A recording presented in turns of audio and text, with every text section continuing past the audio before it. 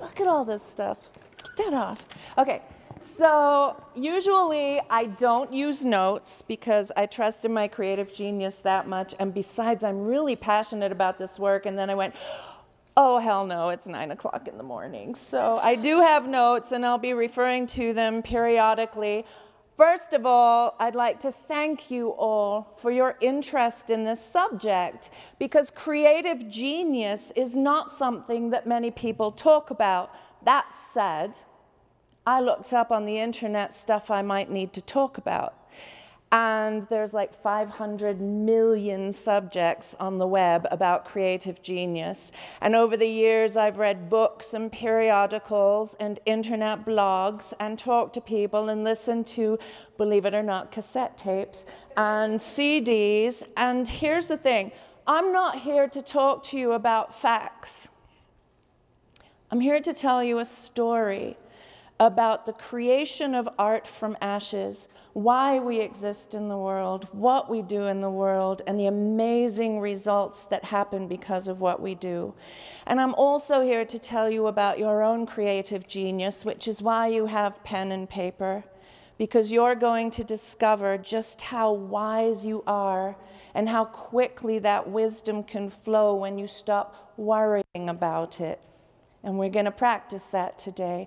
One of the first things I would like to do is introduce one of the youth with whom we work. And just so you know, I started the agency 14 years ago, but I started the work 25 years ago because I was on the board of directors at a residential treatment center for young men who were sexual perpetrators, drug addicts, and in there for violent crimes. Because I was on the board, I would go and read children's stories to them once a week. I felt that board members should be involved with the actual young people instead of just making policy decisions about them. These young men would sometimes fall asleep. They'd sit in their chairs waiting, and after every chapter, I'd close the book and say, okay, next week, and they'd be like, oh. It was like reading to 5-year-olds. And I read their case studies, and they didn't have that opportunity when they were little to be read to. So that got me thinking. When I wrote my first poem, I was 5 years old. I was reading at 3, and at 4 o'clock I found The Child's Garden of Verse or something like that. And you know, because you can't read Russian literature at 4. But I read these little verses, and at 5 I wrote a poem, and then I grew up listening to Dylan Thomas. My mom had one of those big stereo consoles and an LP vinyl, yeah? And Dylan Thomas would read Under Milkwood, and she'd be making dinner sometimes, and she'd stop and go, the Highwayman. And we'd all go, oh, God, and she'd start reciting poems from memory. So at the age of 12, I discovered Shakespeare, and that was it. That was it. In love with words and their rhythm and their beat and their beauty. And then I started to realize there are layers upon layers of meaning under these beautiful words. So when I read to the boys, I was actually producing the first poetry newsletter and calendar of events for Colorado called Poesis. And I got this idea that poetry therapy was a real thing. I have no interest in therapy, other than I've had to have it myself for several years. But I didn't want to be a therapist. I wanted to offer poetry as a gift to these young men. And that was the beginning of the magic. I have never seen anything work so beautifully and so quickly to help young people recognize their own power, to create a reality and an identity that is different from the ones they thought they had. We talk about the difference between fact and story to every young person. Shit happens to you. Okay, this is how I talk to them. But you don't mind, do you, if I say shit?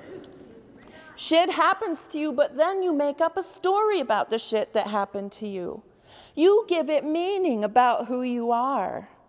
What if you were able to distinguish between the shit that happens to you and the story you made up, recognizing your creative genius to make up any story you wanted? Any story. Many of us as adults walk around believing things that we made up when we were 3. Something happened to us in childhood and we went, oh, I know what that means about me. Because we're all little narcissistic toddlers, really, aren't we? And then we walk through life thinking, this is real, this is reality, this is who we are. This is why we do adult workshops as well, by the way. Because we have to realize our power to create and the power of language. This is why poetry, yes, it's because I love words. But power in words, I knew in my gut when I started this could change everything. And then science told me it could change everything. So that's rather nice, you know, got back up. But just so you know, you can change your neurological pathways by choosing different words to speak about yourself and your reality. You can recognize your creative genius to say, I am. An I am that isn't dependent on your experiences or your circumstances. Can you imagine what that does for young people whose identity is steeped in the treatment they've received because of racism, in their poverty, in their sexual abuse? Young people who believe that this is who they are and only allow things that confirm that belief into their awareness. And then someone comes along and says, oh, we'll hold the faith that you are powerful beyond measure until you can hold it for yourself. Poetry does that. The ability to use metaphor to say I am does that for them. Lives change because of that. We have 54 questions on our pre and post. We move the needle on every single one, every one. Young people get interested in school. Young people are more interested in their community and more engaged. Young people who no longer engage in violence or drug abuse. Young people who say, I am a poet. Want to meet one of those young people? Yeah? 16-year-old Kumi has, actually, she started in one of the schools that we went to. By the way, we go to schools. We're in a lot of different facilities. We have contracts with other places, and we bring our facilitators and guest artists from the community. And then we help young people understand just how powerful they are through creative access and personal transformation. So I would like to welcome up Kumi, 16 years old. Please give her a hand.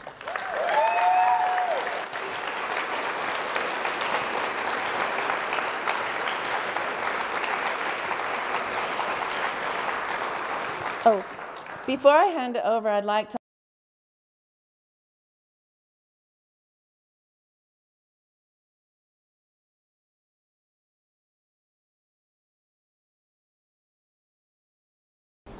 actually, well, for basically all my life, I've been a really creative person.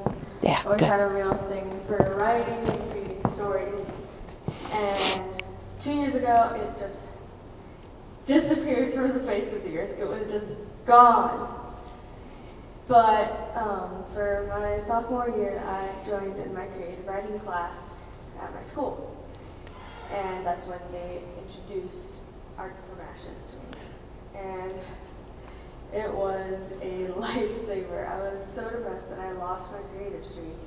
And then suddenly it was back, and the ideas in my head were just flowing, and I couldn't keep up with them because they were going so much, and I was just spitting them on the paper. And so it's helped me a lot to get through some really tough situations. Thank you.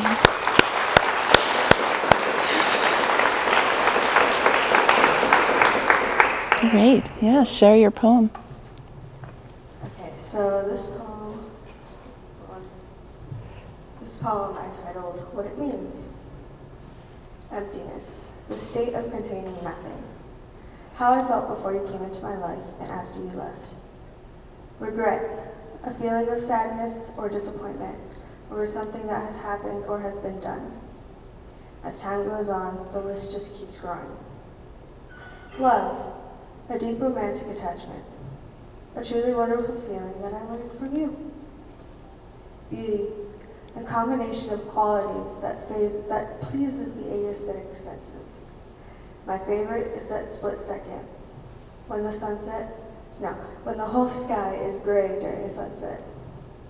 Eternity, infinite or unending time. My story isn't over. My body may die, but my soul will carry on to the next book in my series.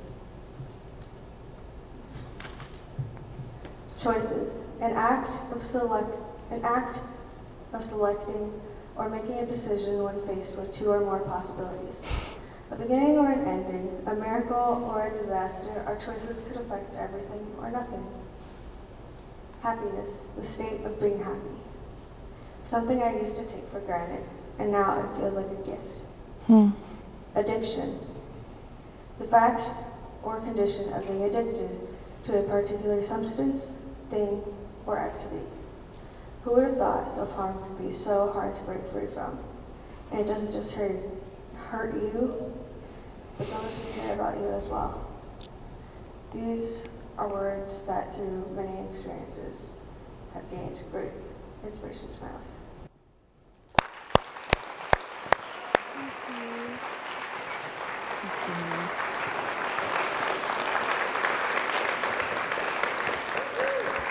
We've worked with 11,000 young people since we started, and each one is precious and a gift to us.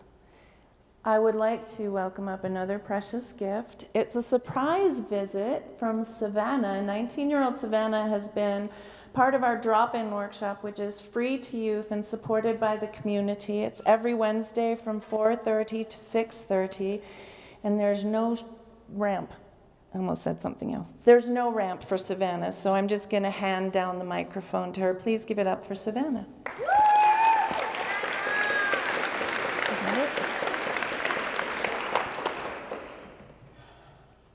Hi.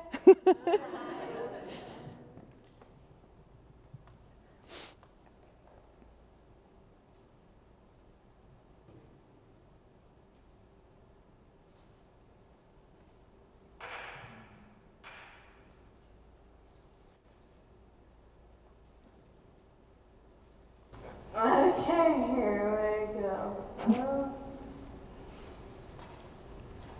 With hands like an ocean, he pushed and pulls, trying to make me into his own little lifeless rock. But with years of slumber, I awaken, not to fight, but to spread beauty in this ugly hurricane.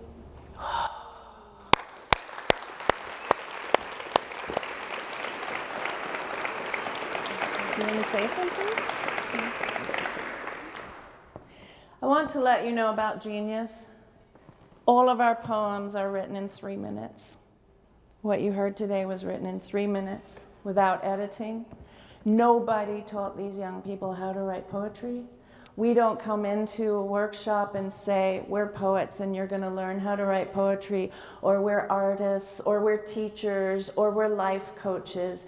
Everything comes out of the deep wisdom of each individual, no matter what age. In fact, there is one study I looked up. I wasn't going to, but this one was fascinating. I use it all the time in adult workshops because it blows people away. Have you heard about George Land's creativity test back in 1968? Has anybody heard about that? He tested 1,600 children ranging in age from 3 to 5 years old who were enrolled in a Head Start program. And it's the same creativity test that he devised for NASA to help them select innovative engineers and scientists. And the assessment worked so well for them, he thought he'd try it on children. He retested those children at 10 years old and again at 15. Here are the results. Among 5 years old, 98% tested as highly creative and innovative. Those same children at 10 years old, 30% tested at the same level. At 15 years old, 12% tested at the same level. And then the same test was given to 280,000 adults. Anyone want to guess what the results were? 2%. What the hell happens? There's no encouragement. There is no recognition of creative genius that is valuable in the world. It is not a mainstream. We hear about STEM all the time. I love that you brought up STEAM. Arts are essential for survival, and I think that's what we're missing. When they dissected Einstein's brain, do you know that his left lobe was slightly larger? That's kind of a male trait because of physical size. But it was the corpus callosum in between the hemispheres that was so densely packed with neurons, they'd never seen anything like it. Einstein, one of the smartest men, a genius, said imagination is more powerful than knowledge. He was able to use both hemispheres. Now, I know scientists say that's a load, that, you know, your brain does all sorts of things all over the place. But in fact, there is a dominance to the left hemisphere that is rationality, that is being able to assess things, that when you cross the street, we have to tell kids this because we're like, we're going into your right brain. But use your left brain, because when you cross the street, you have to do all the spatial mathematics so you don't get hit by cars. So your left brain is very useful. However, your left brain is words and your right brain is images. Predominantly imagination, creativity. And when you use both in poetry, what are you doing? You're going back and forth between the hemispheres. It is making your brain work more smoothly. Arts are essential. Now, there's one other reason they're essential. And I'm going to read a poem to you about that other reason. It's by a young man, a senior in high school.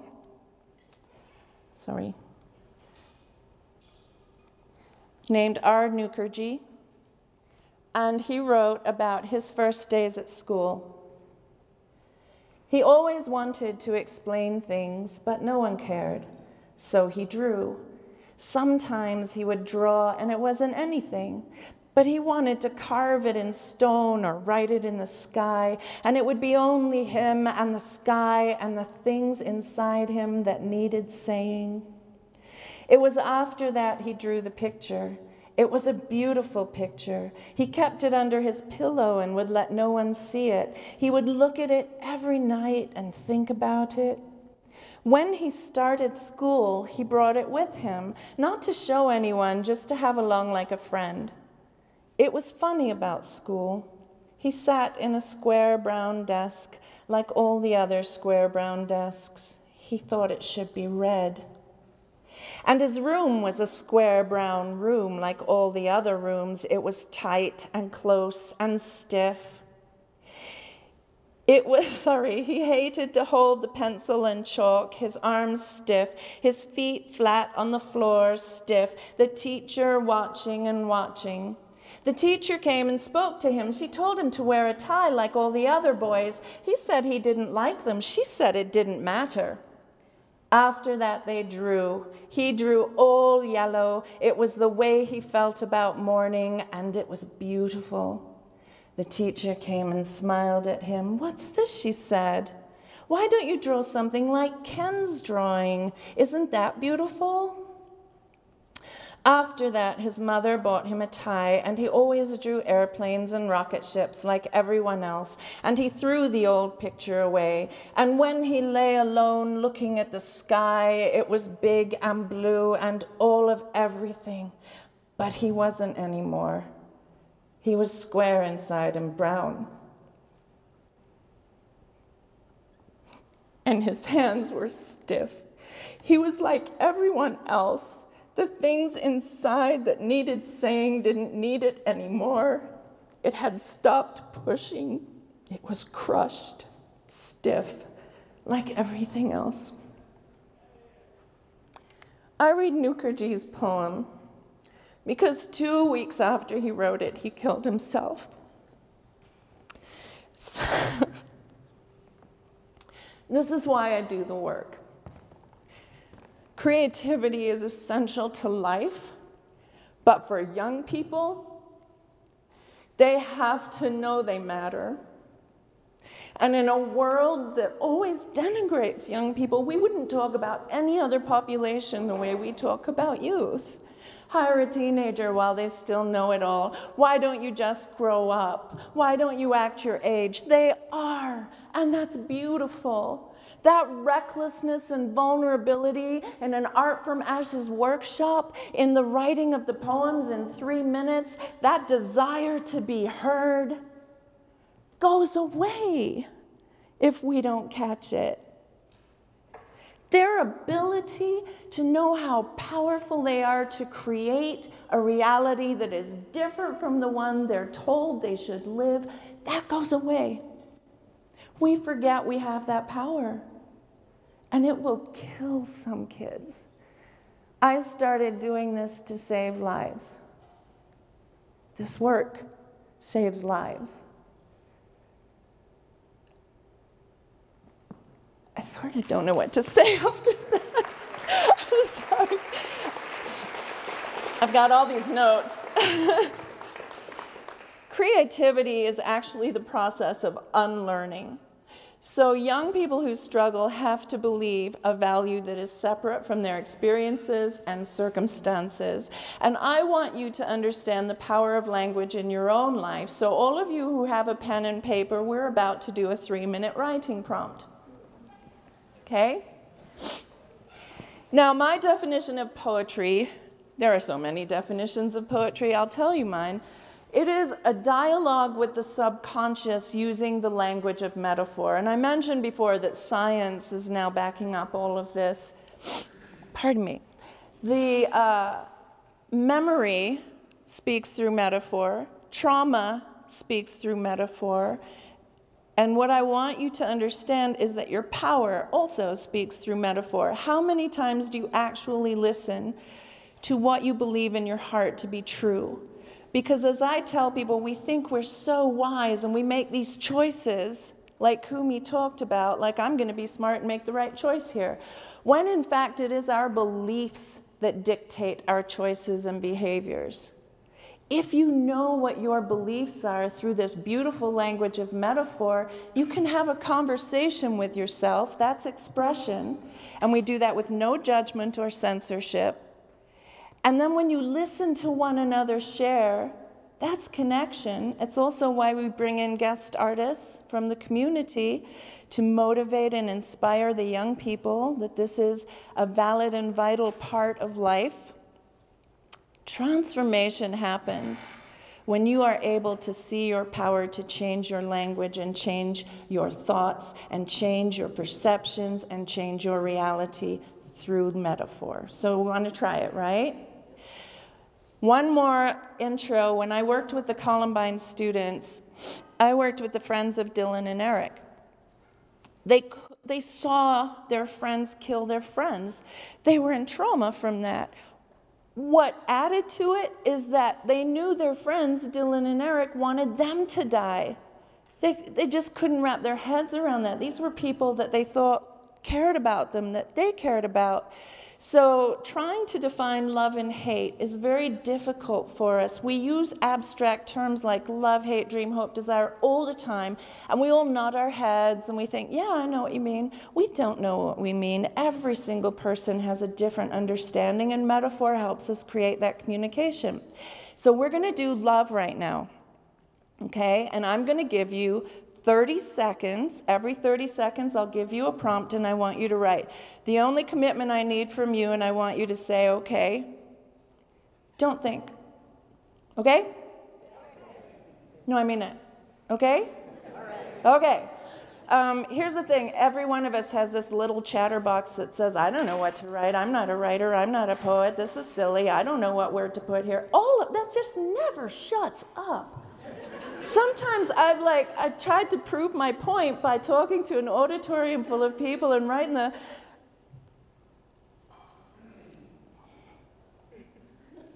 Can you hear it?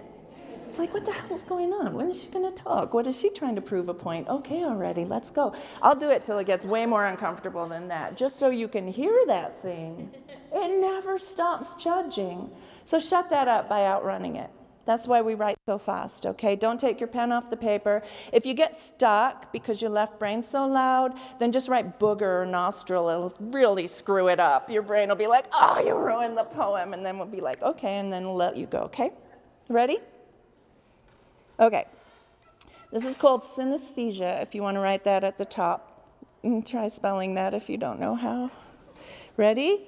If love had a smell, what thing or things, remember metaphor, if love had a smell, what thing or things would love smell like to you? Describe that thing that smells like love in 30 seconds. Go.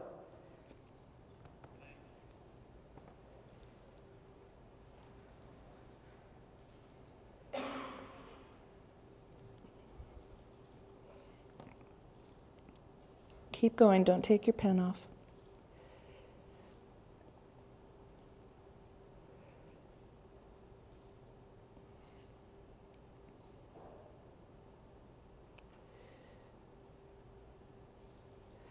Finish your thought.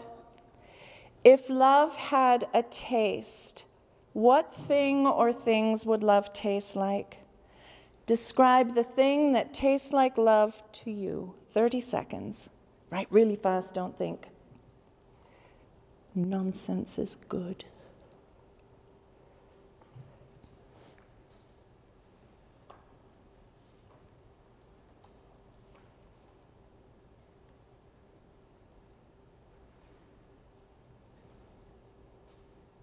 Keep going.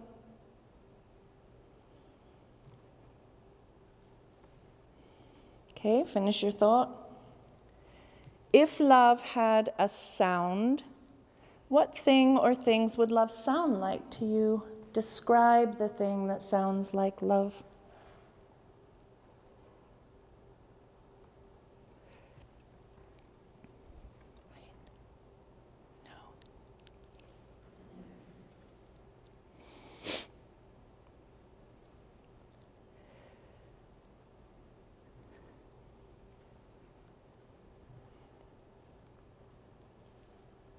Keep going, don't think.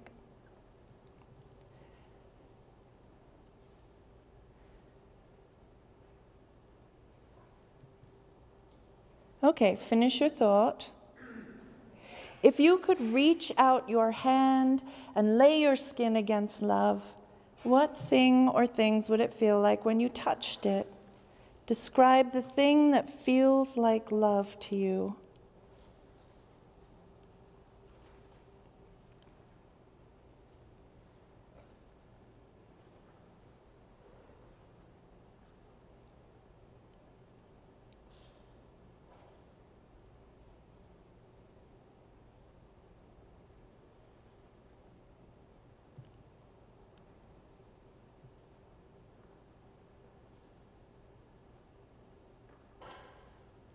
Keep going. Don't stop. Finish your thought.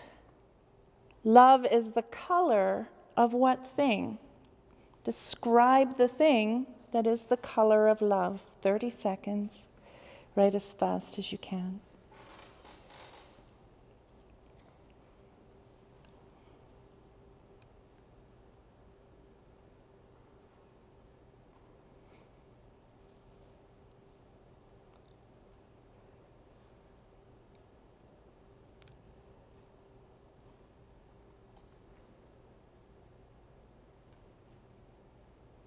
And finish your thought. There's one more. How does love move? Describe the thing that moves like love.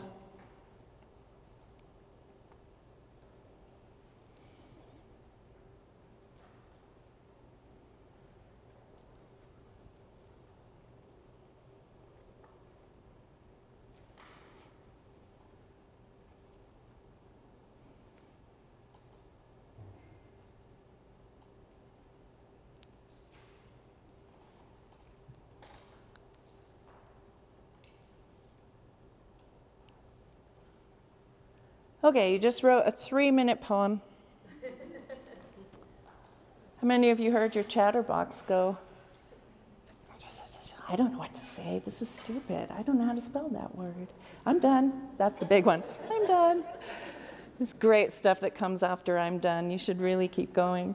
So that's the expression. Okay, there's expression. Usually it's telling a story. Sometimes the story is full of heartbreak and fear and anger. But this is one of our go-tos so that people can actually understand their genius in 3 minutes. The connection piece is when you actually listen to somebody else's story. And many people who've come to the workshop, they're like, oh my God, I have to listen to poetry for 2 hours? Who's done it? Who's gone to one of our workshops in here? You don't get that. You're so fascinated. The one thing that young people write on their surveys is, it should be longer. This is 2 hours, no breaks, so it doesn't disrupt the flow. So connection is, who's going to share right now? Come on up.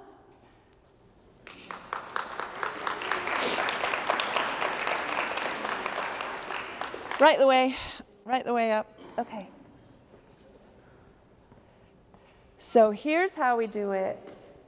This is how we do it in a youth workshop.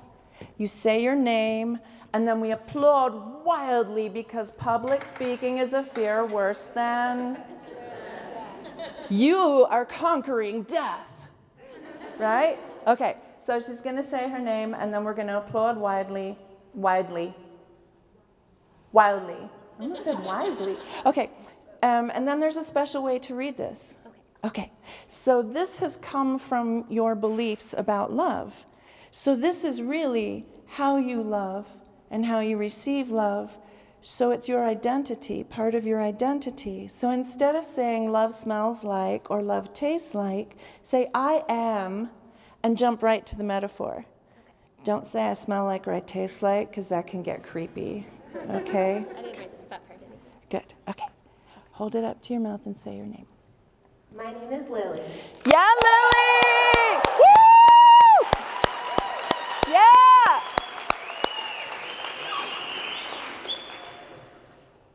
And let me know if you can't hear me. I know there's been issues with the microphone.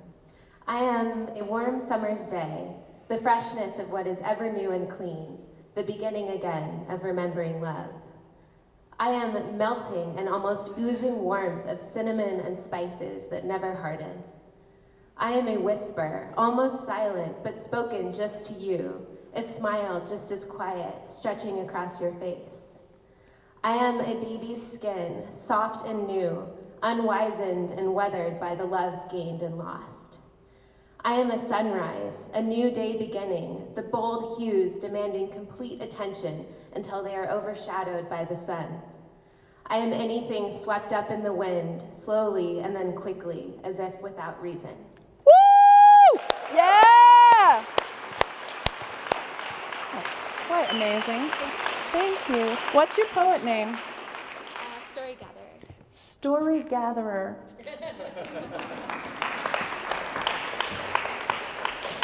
Anybody going, oh, I was going to go up, but I can't follow that. No, that's your left brain. Shut that thing up. Who's coming up next? Come on up.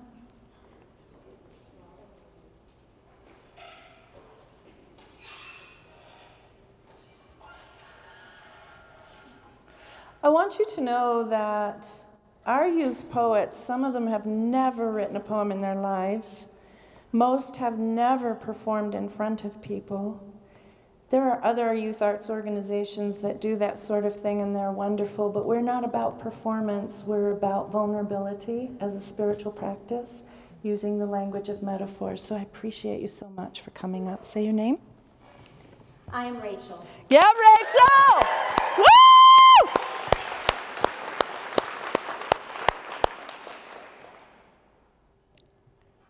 I am leaves, golden and orange, the smell of cold sunshine in the wind, and the smell of fuzzy warm sweaters in the afternoon. I am cinnamon and sugar. I'm butter and flour, and I taste like cold milk. I'm laughter, of giggles and tickles in the way that the joke came unexpectedly, of the smile that it brought. I feel like a warm embrace and feeling beats of blood through your chest. Not my chest, but my cheek and ear on your chest. I'm pink, a beautiful warm pink, so pink it's an envelope, a blanket, a teddy bear, joy. I am movement, I'm dance. It's dancing on your toes while you hold my hands and your feet move mine across the floor. Thank you. What's your poet name? Your poet name. Oh. Dance wild.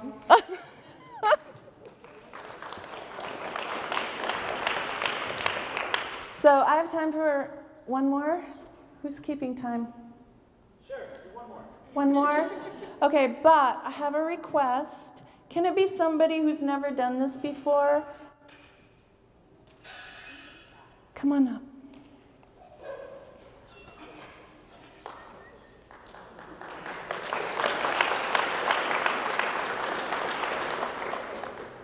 So as a facilitator, I listen for the different themes that come through. Have you heard themes and how different they are in their awareness of love, and how there's huge, like some people are all about human connection or touching or being connected, and some are about nature. I'm sorry to keep you up here. I've got one. I just want to say, sorry, do this. Okay. All right, so if you have two people and one describes love as free-falling, arms open in wide desert spaces, and their partner describes love as being held tightly in a warm, dark room, you're gonna have issues, just letting you know. So it's important for us to communicate these things amongst ourselves. So please welcome up. Hi, I'm Molly. Yeah, Molly! Woo!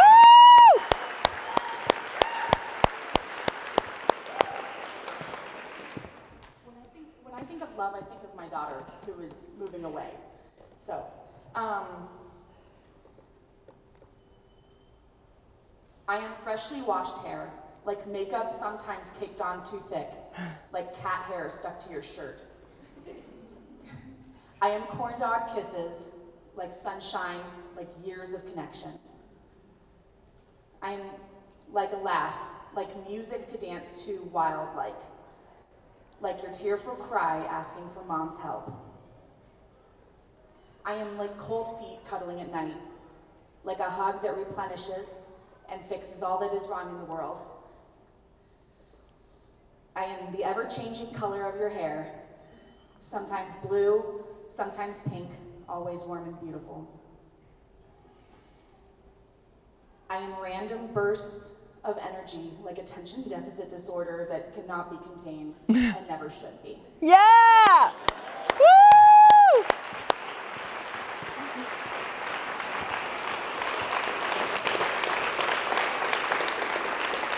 Appreciate that last one. I've had ADHD all my life, so thank you. Okay, so here's the thing about creative genius that I want you to take away. You are one. You are one. You were born a creative. Anybody ever lie? You made that shit up. You're a creative genius. You don't look at the mountains and go, tectonic plates that shifted. I mean, it's gorgeous to look at mountains. You talk in metaphor. I tell young people, every time you call someone a name, you're using a metaphor. Please be aware that this is available to you. 2% of more than 200,000 adults test out as highly creative and innovative. I can't tell you how many times I've said, oh, I do workshops, youth empowerment workshops, and we use poetry and metaphor, and people go, oh, I hated poetry in high school. That's terrible. I want you to understand that you just have to practice accessing. Art from Ashes can help you do that. But here's the thing I would love. Obviously, we want support. We're not going to turn down the money that helps these young people have a voice in our society. We really need that. But we also really want people to serve the youth. Make up for what society says about young people by coming in with open hearts and believing and having faith that no matter what they look like or what they've been through, they want to be held and heard. And the third thing, please sign up for our newsletter. You know why? We go out into the community so that young people can be heard and respected for their voices. They need an audience for that to happen. They need people to show up and say, "You're amazing," because it's true, isn't it? It wasn't hard to hear those poems. It was awesome. And if a young poet doesn't know how to use a microphone or is terrified and mumbling, their hearts are on display for you. We want you to clap for that, to honor that courage. This is what society needs, a whole generation of people willing to stand up and say, "My voice is important and I matter." And this community, as much as young people, you think they don't care? They do. They want us to believe in them and to hear them. Martin Luther King Jr. said, "A riot is the voice of the unheard." Young people will do anything to be heard. They know they matter. Let's give them this avenue. Let's give them poetry. Let's give them power. Let's let them speak. Let's listen to their genius and acknowledge them for it. Thank you. I appreciate you listening.